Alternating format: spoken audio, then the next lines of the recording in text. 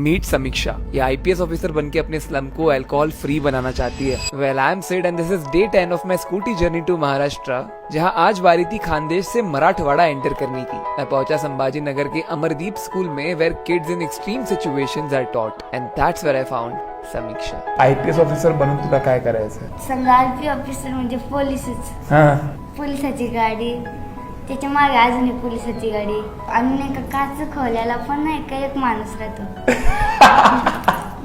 आणि मॅडम बोलवते होते इकडे 90% लोक दारू पितात. हो, दारू पिऊन नाही का असं चिखलात पडत होते.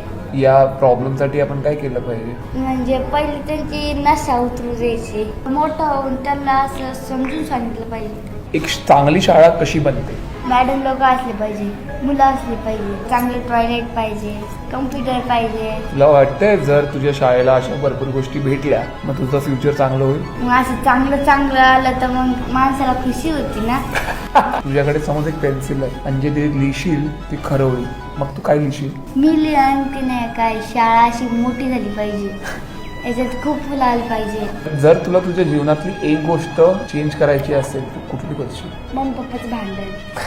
आयपीएस ऑफिसर समीक्षा बसली आपल्या बरोबर असं समज, तर तिला काय बोलशील? मी तिला म्हणेन की नाही का, तू नाही का लहानपणी खूप शिक्षण केलं असेल त्याच्यामुळे तू अशी बनली. मला पण तुझ्यावाणी बनायचं असं. तुझ्या मनात जे विचार होते ते केलंस, तू करून दाखवलं. तू करून दाखवणार ग, पक्का करून दाखवणार. I never thought alcohol can have such an impact on a school like this, and I think today I learned कितनी सारी चीजें हम अनदेखी कर लेते हैं, कि schools को ठीक करना है. Let's do it one act at a time. Caption में details.